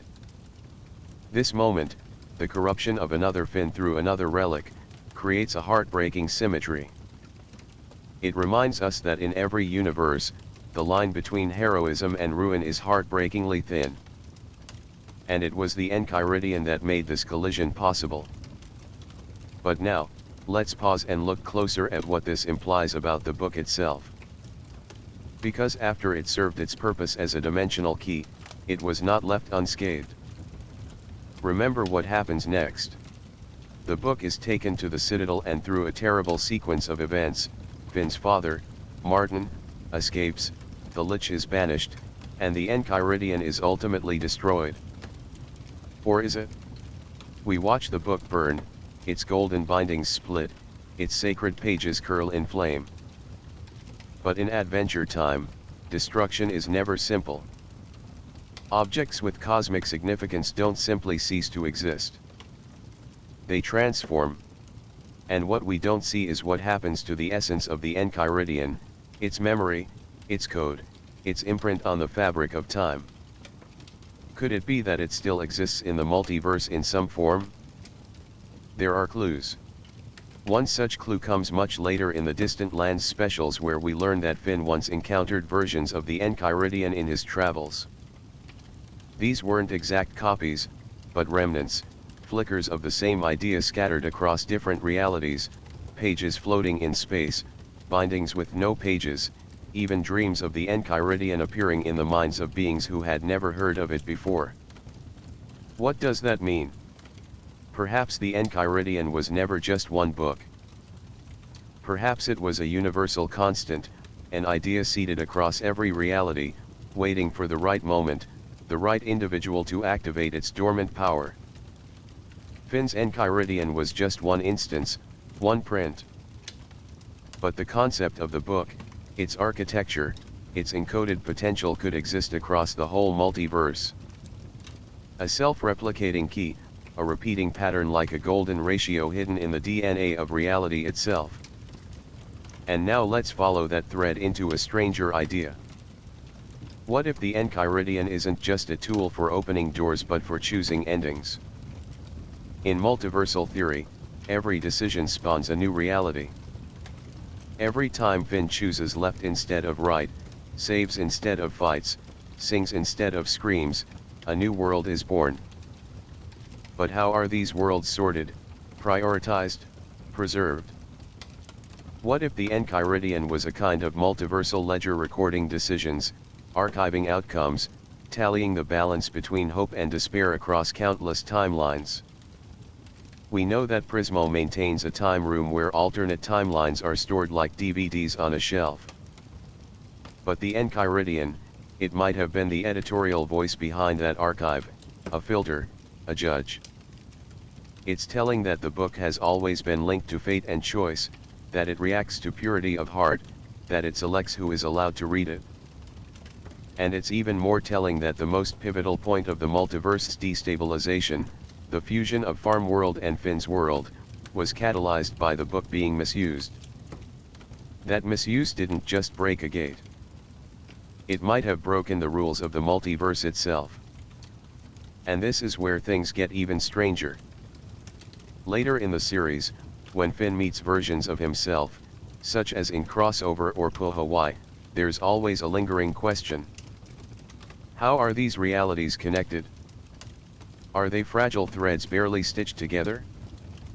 Or do they exist in harmony, part of a greater multiversal quilt? And if so, who maintains that quilt? Some would say Prismo, others would say the cosmic owl. But a quieter theory suggests that the Enchiridion was the original weaver. That in the beginning, when the multiverse was young and chaos reigned, someone or something created the Enchiridion not just to guide heroes, but to stabilize worlds, to give timelines purpose, to give characters agency, to teach them how to be more than survivors, to be better. And that's the most powerful truth hidden in its golden spine. That whether it's burned or lost, remade or fragmented across realities, the Enchiridion remains within every hero's journey as a code, as a guide, as a question asked quietly in the dark. Are you ready to shape your world, or will your world shape you? And yet, even after the book's destruction and the cosmic ripples it caused, its echoes remain. Not just in relics or rewritten versions, but in the very laws of the multiverse. In some strange way, the Enchiridion became a kind of living idea, a mythic constant that loops itself into different forms, testing heroes again and again in every universe. Like a cosmic checkpoint or a multiversal litmus test, its presence seems to say, is your world ready for what lies beyond? One eerie piece of evidence supporting this idea appears in the Farm World universe. There, an alternate version of Finn stumbles upon a version of the Enchiridion that doesn't quite align with the original, but it still triggers events that open portals, distort time, and invite otherworldly forces into play. This version of the book acts more like a corrupted or fragmented remnant, hinting at the way the multiverse tries to reassemble pieces of itself like a shattered stained glass window struggling to reform its original image. Then there's the Prismo connection. As we know, Prismo resides in the time room, a dimension outside of time and space, a kind of cosmic server hub that helps keep all realities in balance. And guess what? When Finn and Jake begin meddling with time, the Enchiridion is frequently involved. It's as though the book is encoded with permissions, admin rights, to the cosmic mainframe. It's no accident that when the Lich uses it, it brings him closer to Prismo's realm and the heart of the multiverse's mechanics. And speaking of mechanics, let's talk about the Enchiridion Gate. While never explicitly named in the show, some theorists believe that the combination of the Enchiridion and the multiverse crystal acted as a sort of keycard and lock system. You need the moral weight of the hero's journey, the Enchiridion, and the raw cosmic matter, the crystal, to activate the gate. The Lich knew this. He bypassed the spiritual path and sought to use the relics as brute force hacks into dimensions. But perhaps that's why he failed. The Enchiridion wasn't just a door opener. It was a test. One meant to be earned, not stolen. And now, let's zoom out even farther. In one of the show's most underrated visual moments, brief, easy to miss, we see a glimpse of a circular diagram in the Enchiridion filled with multiversal geometry overlapping rings, branching symbols, alchemical icons. It's fleeting, but some fans believe it references the great pattern or the cosmic weave that connects all timelines. These are the secret stitches that bind together worlds like Ooo, Farm World, the Ice Kingdom of 1,000 years, and even the islands far beyond. If so, then the Enchiridion wasn't just about heroism. It was a manual for navigating the deeper architecture of reality. It's a stunning concept that a young boy's first quest, climbing mountains, slaying monsters, answering riddles, was actually the beginning of a long initiation into multiversal stewardship. That Finn was never just a kid with a sword. He was being groomed by destiny and designed to touch the fabric between the worlds. And what's even more powerful, he never completed the book in the traditional sense. He didn't sit down and study it like a textbook. Instead, he lived it. And that perhaps is the Enchiridion's final test. The greatest key isn't a relic. It's the heart behind the hand that holds it. When the Enchiridion was destroyed and chaos poured through the rift, the multiverse didn't collapse. It reshaped. It adapted because it recognized that the true essence of the book wasn't paper and ink. It was the path, Finn's path, Jake's loyalty, the choices made, and the sacrifices carried. In the vastness of the multiverse, we might imagine countless copies of the Enchiridion. Some corrupted, others forgotten, and a few still waiting. In each world, a new hero might one day stumble across its spine, touch its strange golden edge, and unknowingly set out on a journey that will decide the fate of a world they can't yet comprehend. Maybe that's why it always ends the same way. A choice: close the book or open the door. And maybe, just maybe, we are part of that story, too. Because the Enchiridion was never just for Finn. It was for anyone brave enough to ask the right questions, face the dark without all the answers, and walk forward anyway. So, wherever you are right now, tucked under the covers, nestled in the stillness of your room, your mind drifting across stars and symbols, remember the real key is never locked in a vault. It's in the quiet choices we make. The courage to keep going, the kindness to keep hoping. Somewhere out there, another version of you might just be picking up that glowing book for the first time. The Broken Guide. The Enchiridion, for all its secrets, codes, and cosmic links, was written with certainty. A book for heroes, a guide for those who would walk the righteous path, battle evil, and bring light to shadow. But what happens when the hero falters? When the ideals inside the book no longer fit the world outside it? Finn the human, our bright-eyed adventurer, once held the Enchiridion as sacred. It was his first real sign that he was destined for greatness, that he was meant to be a hero in a world teetering on chaos. But as the years passed, the title hero became heavier, more complicated. There's a moment, quiet, almost brushed over, where we see this transformation start. It wasn't when Finn lost an arm or faced off with some monster of the week. It was when he began to question why he fought. What did it mean to be good in a world where good and evil blurred at the edges? You see, the Enchiridion speaks in absolutes. It deals in binaries, right or wrong, noble or cowardly, worthy or unworthy. But life in the land of Ooo, especially after the Great Mushroom War, was anything but black and white. And Finn slowly but surely started noticing the cracks. There was the time he spared the Lich, watching as its evil twisted into sweet pea. Or the moment he saw how his own father, a figure he dreamed about, turned out to be less heroic than he'd imagined. And what about the conflict between Flame Princess and Princess Bubblegum? Two rulers, both flawed, both powerful, caught in a spiral of ego, science, and fire. The Enchiridion offered no chapters for these things, no lines of ink that could guide a boy through heartbreak, betrayal, or the truth that sometimes the villain is just a friend who made a wrong choice. It's here that we must pause and examine something rarely spoken of, the pages that came undone. Not literally, not at first, but spiritually. For a while, Finn followed the Enchiridion like scripture. He quoted from it. He let it shape his identity. But over time, the book began to feel hollow, like a map to a land that no longer existed, a guide written for a world that had already moved on. And then came the breaking point. You might remember it when the Enchiridion, long revered and held close, was ultimately corrupted and turned into a portal, a weapon, a tool of war across the multiverse. Finn didn't stop that. He didn't even see it coming. Because being a hero doesn't mean you're always right. And sometimes the weight of that failure can shatter you. The symbolism of the book's literal destruction mirrors Finn's inner journey. The Enchiridion burns, twists, is rewritten by others and becomes something unrecognizable, just like the boy who once held it with trembling hands.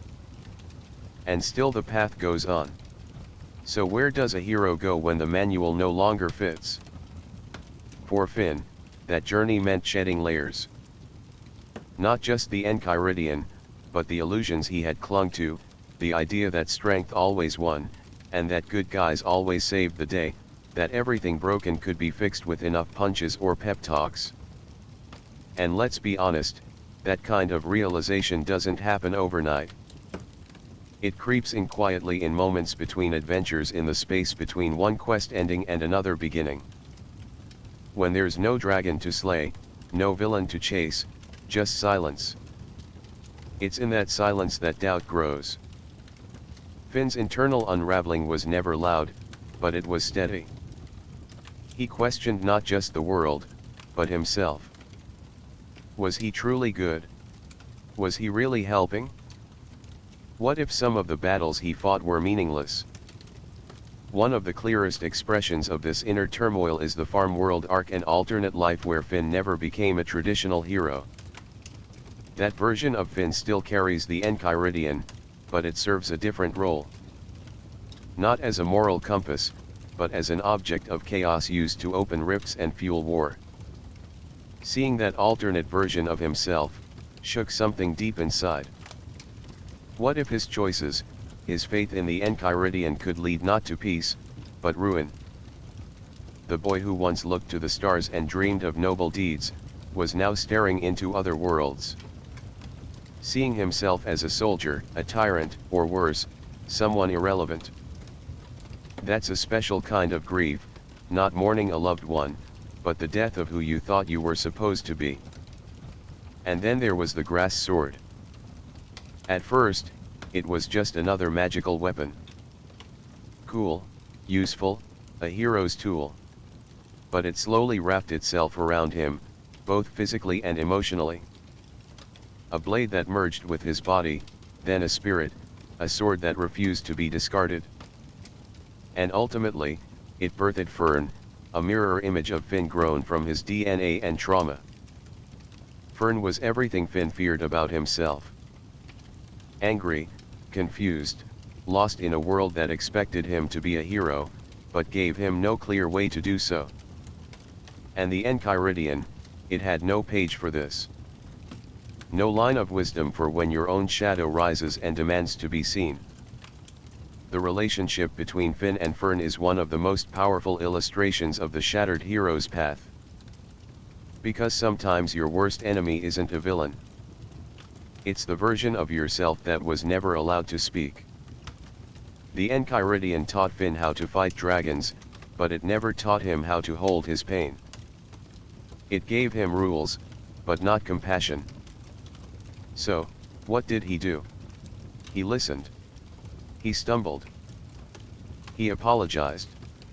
And that in itself became a new kind of heroism, one the Enchiridion never wrote about.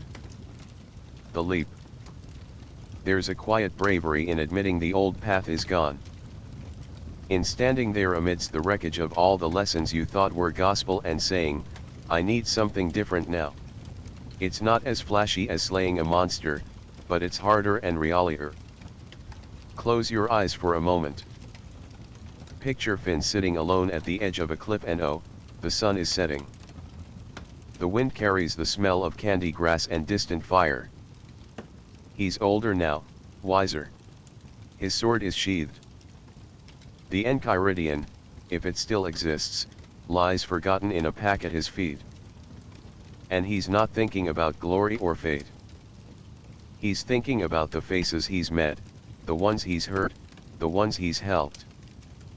He's thinking about who he wants to be, not who the book told him to become. That, my friend, is the moment the path begins again. Not with a quest, but with a question. Who am I now?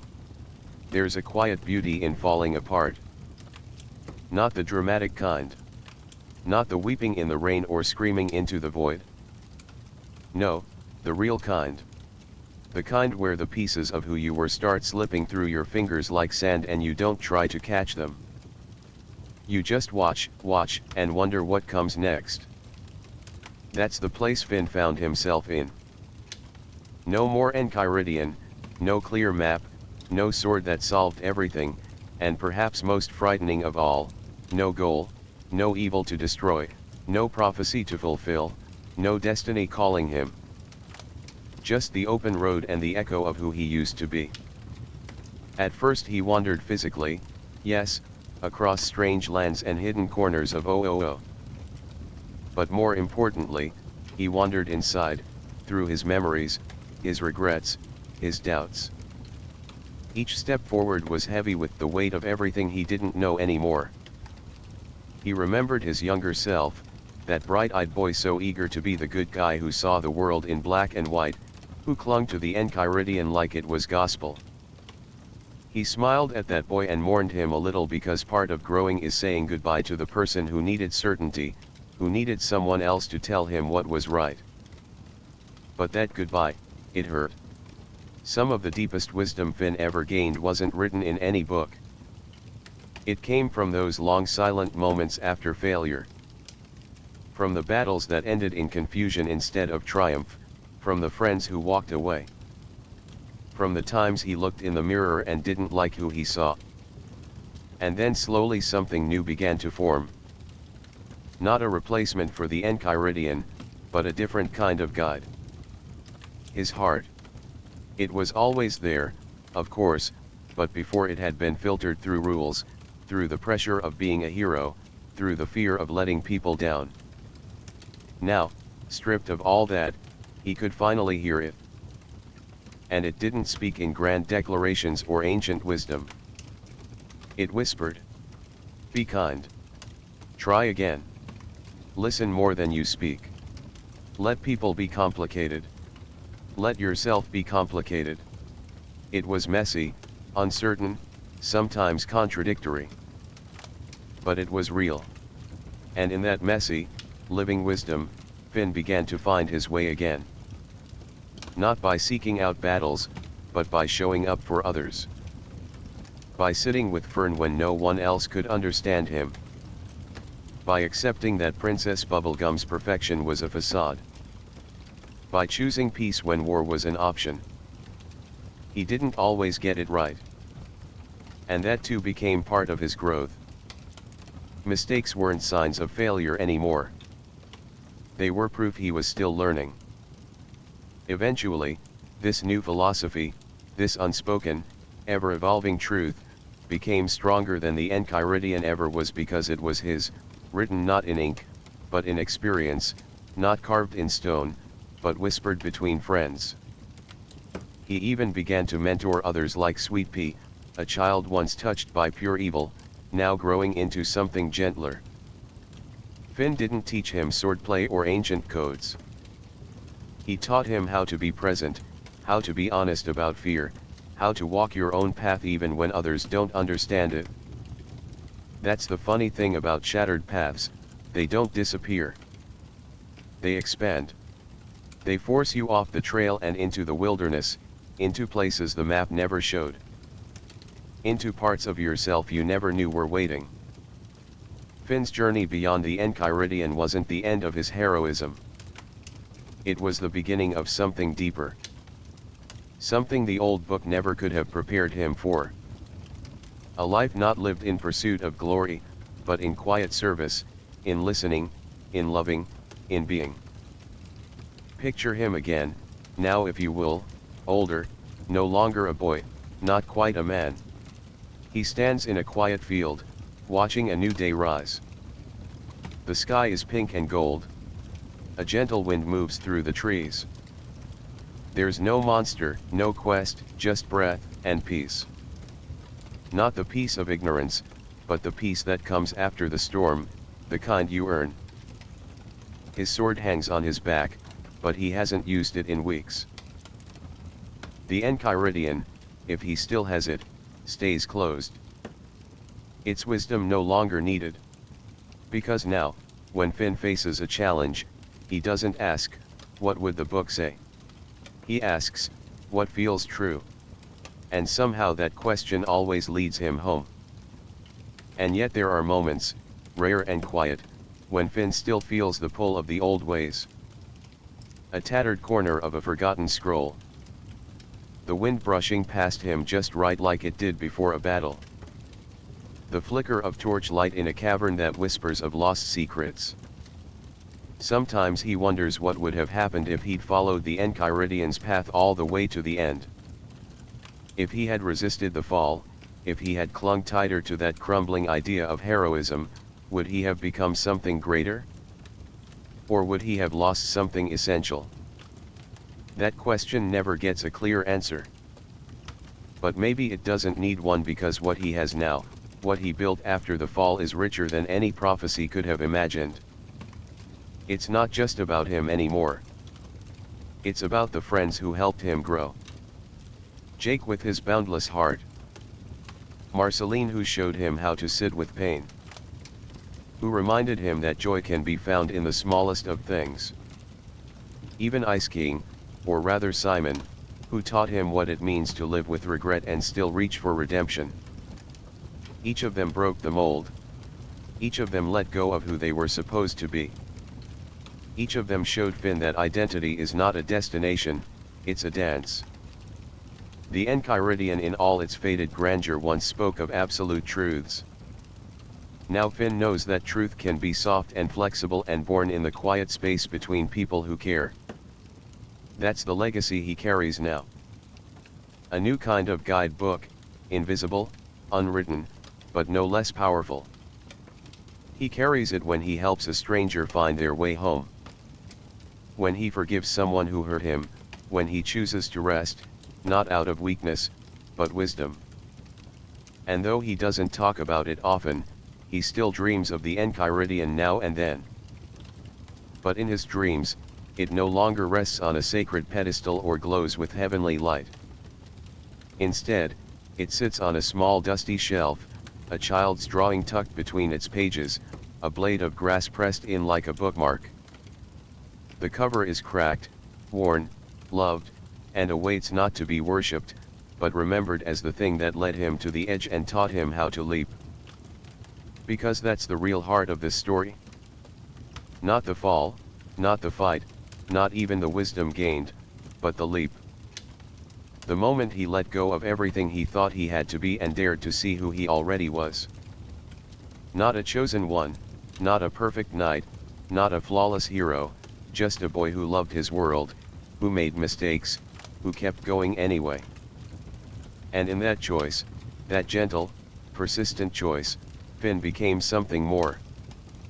Not through destiny, not through fate, but through presence, through kindness, through openness, through a quiet courage that never needed a crown. Writing your own Enchiridion. So tonight, as we close this chapter and settle deeper into rest, let that be the echo that lingers. You don't need a sacred book to guide you. You don't need to be chosen. You don't need to follow the path perfectly. Sometimes the greatest wisdom comes not from knowing but from unknowing. Not from reaching but from allowing. Not from fighting but from listening.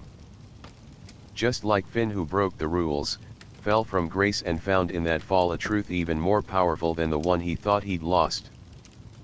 Sleep softly now, dear listener. The path is still unfolding. And your heart, your own quiet, steadfast heart, is already the greatest guide you'll ever need. Let it lead you. There's a moment, subtle, quiet, when you realize the guidebook is gone. Not just lost, not stolen, but no longer needed. The Enchiridion, once the sacred compass of heroes, has served its purpose. It taught what it could. It led where it must. But now, as the world grows stranger and softer and more beautifully uncertain, a new truth rises. The final lesson of the Enchiridion is to write your own. Not in glowing ink or arcane script, but in the choices you make when no one is watching. In the way you treat your friends, your fears, your failures. In the way you hold the broken parts of yourself without flinching. Because the old book was never really about the sword or the trials or the monster slaying. It was about clarity, a mirror to reflect the heart of the one who opened it. And now that mirror has shattered, not as a loss, but a transformation. So, what does it mean to begin again? To craft a guidebook with no rules, no rankings, no cosmic gatekeepers? It begins perhaps with a whisper of a question. What do you believe matters most? Not what others told you to value, not what you were taught in the fortress of tradition, but what you feel deep in your chest when you're completely still. For Finn, that answer has changed over time. At first, it was glory. He wanted to be brave, to be seen, to be sung about in ballads, and then it became loyalty. He fought not for fame, but for his friends. Later still, it was understanding, a yearning to know not just enemies and allies, but himself. And now perhaps it's gentleness. A kind of strength that doesn't need to roar. A courage that's not about charging into battle, but choosing when not to. Your Enchiridion. The one you carry inside is built from these little revelations. Each day, each breath, another line scribbled in the margins, another page filled not with perfect wisdom, but with living truth. There's no one-size-fits-all doctrine, no universal path to follow. Instead, there are questions, echoes, moments that ask more of you than you expected, and ask you to love yourself anyway. Imagine for a moment what your own version of the Enchiridion might look like. Would it be clean and orderly, or full of crossed-out notes and scribbles in the corners? Would it have rules or riddles? Would it begin with a grand declaration, "This is how to be good," or a simple reminder like, "Start where you are"? Maybe it's a book made entirely of stories, of small victories. Of times you chose kindness when it was inconvenient, of times you didn't, but tried again the next day. Maybe it's not even a book at all. Maybe it's a song, a rhythm you follow without needing to understand the lyrics. Maybe it's a path through a forest that keeps changing shape.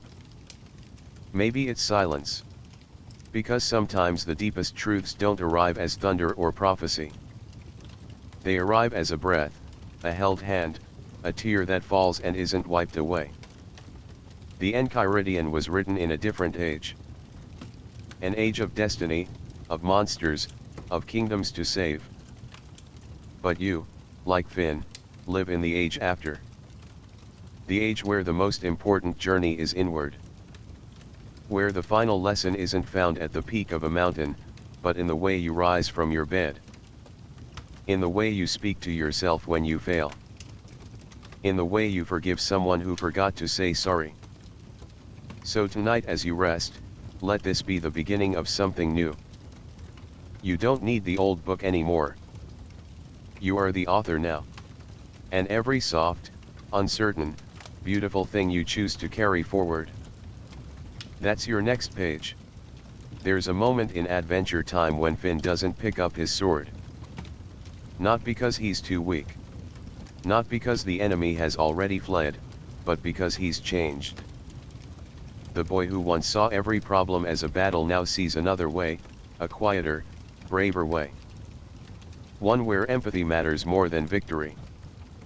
Where listening is more powerful than shouting.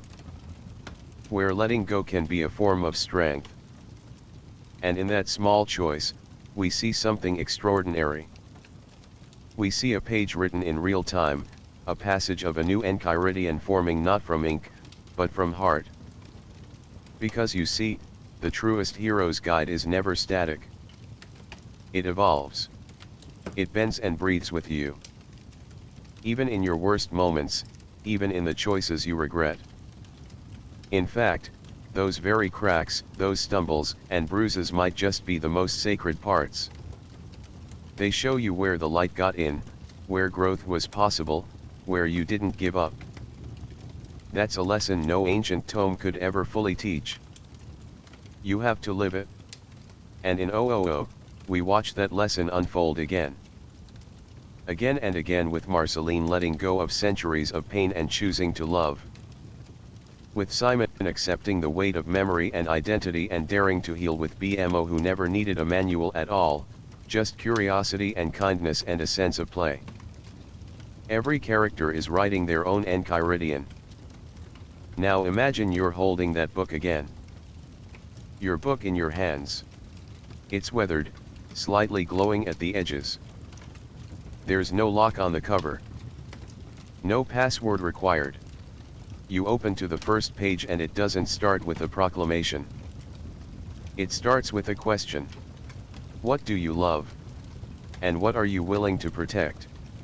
That's all. Just that. And from there, the entries begin to unfold like petals, slow and soft. A time you helped someone even though it scared you. A day you chose rest instead of overwork. A moment when you forgave yourself for not being perfect. These aren't grand heroic deeds in the traditional sense. They won't earn medals or fanfare, but they are the marrow of the real hero's journey because they are honest. They are yours. The old Enchiridion asked its wielders to fight. But the new one, the one you're crafting, asks something even harder. To stay open, to stay curious, to stay soft even when the world tells you to harden.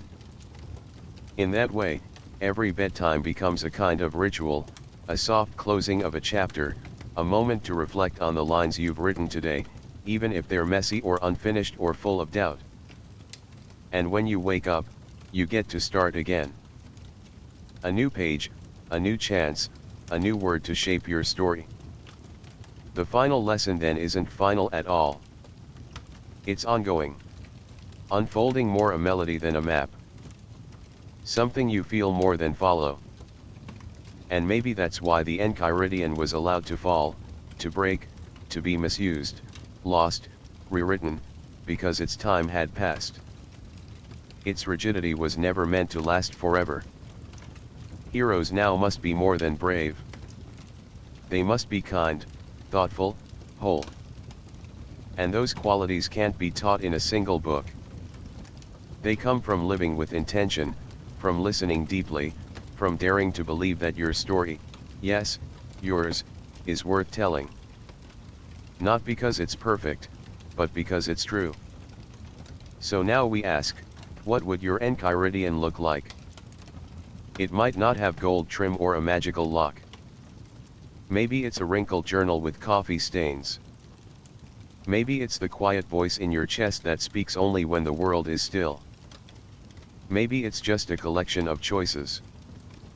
The times you said no when it mattered. The times you said yes when you were afraid. Your code, your compass, the one no one gave you, but you built anyway out of hardship and healing and second chances. Finn's original Enchiridion was handed to him as a symbol. But the deeper truth is the real guide was already inside him. All the book did was give him an excuse to begin, a framework to grow against and eventually to outgrow. In a way, the Enchiridion is like training wheels. You lean on it when you're young, unsure, or scared. but if you stay there too long, it becomes a cage. Its rules begin to limit your becoming. What once guided you starts to define you, and slowly you forget you can write new rules. That's why the greatest heroes in Adventure Time are often the ones who let go of the old templates.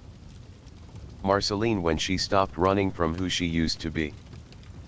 Jake when he stopped pretending to be just a sidekick and embraced his weird cosmic wisdom.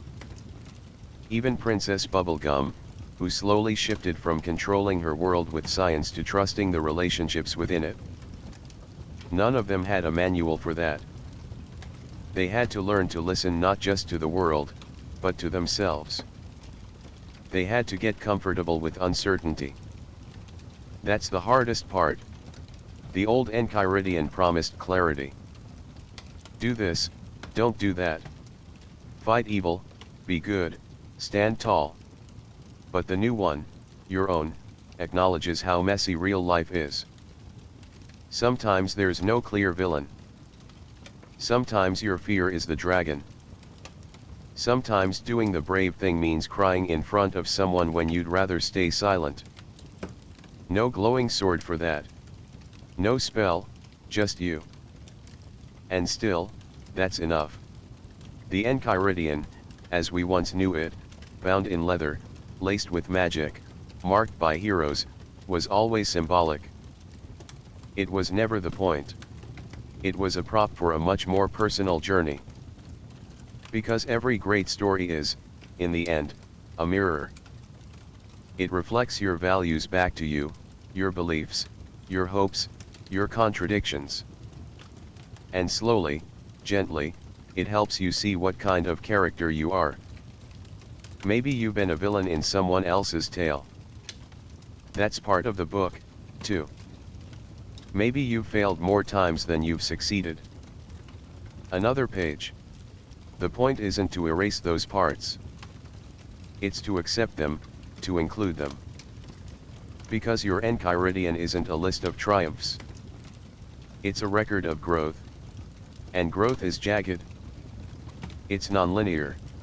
Sometimes it means going backwards so you can eventually go forward. Let's return now to a simple idea. There is no one Enchiridion anymore.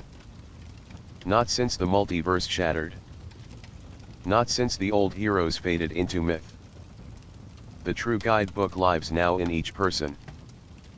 Not as law but as lore. Not as commandment but as compass. And perhaps the deepest wisdom is this. You are not just the writer of your Enchiridion. You are also the reader. Each day you get to read back the story you wrote the day before. And in that reflection you choose what to carry forward and what to change. You become both the hero and the historian of your own life. And isn't that beautiful? Isn't that what stories are for? To help us remember who we've been and imagine who we might yet become.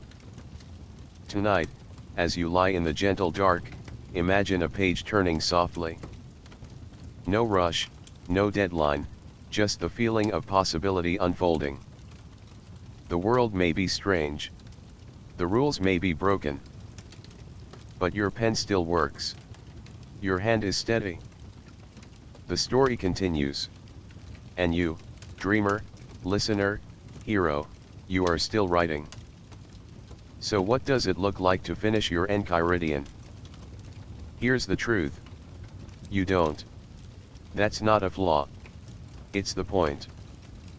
Because every great guidebook is a living thing. It breathes with you. It changes with you.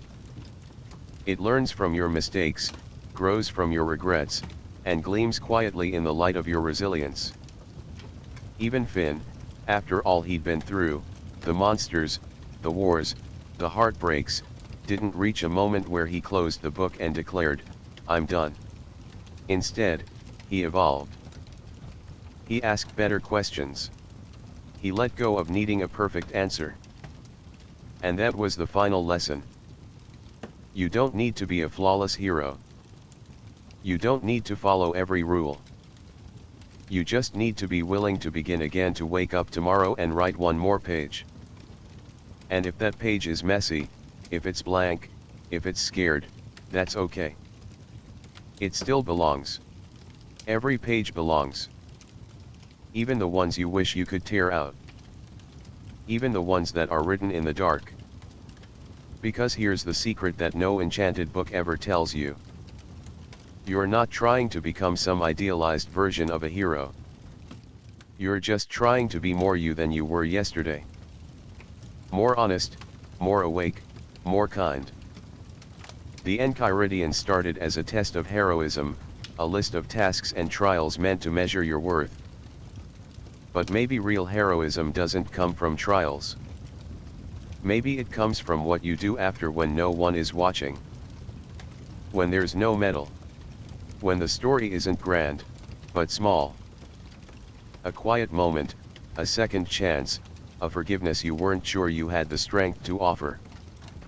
These are the moments that rewrite your soul's handwriting. And they matter far more than the battles. So now, as the stars slowly gather behind your eyes, let this be your invitation. Not to fight dragons, not to prove anything, but to notice.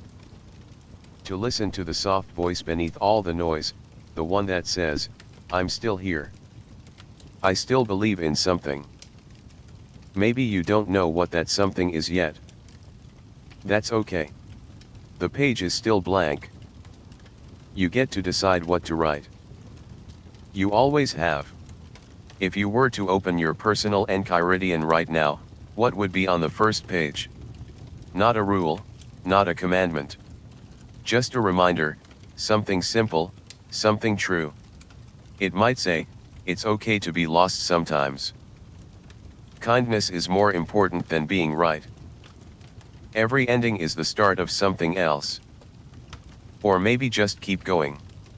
In the land of Ooo, where candy talks and stars fall in love, where monsters have soft hearts and ancient books whisper spells, the Enchiridion was a guide to being a hero. But in your world, the real one, your Enchiridion, is something gentler, something quieter. It's not made of leather or enchanted parchment. It's made of choices, of love, of moments when you held on and moments when you let go. And it's still being written. Even now, even here in this quiet hour. So rest easy, hero. Not because the journey is over, but because it continues tomorrow and you've earned your rest. Let the final page of today close softly. Let your breath steady like the turning of a gentle tide. And if you dream, let it be of ink and stars and blank pages waiting to meet you. The Enchiridion is in your hands now. Write well. Write with heart and above all write as you. Good night, dreamer. We'll see you in the next chapter.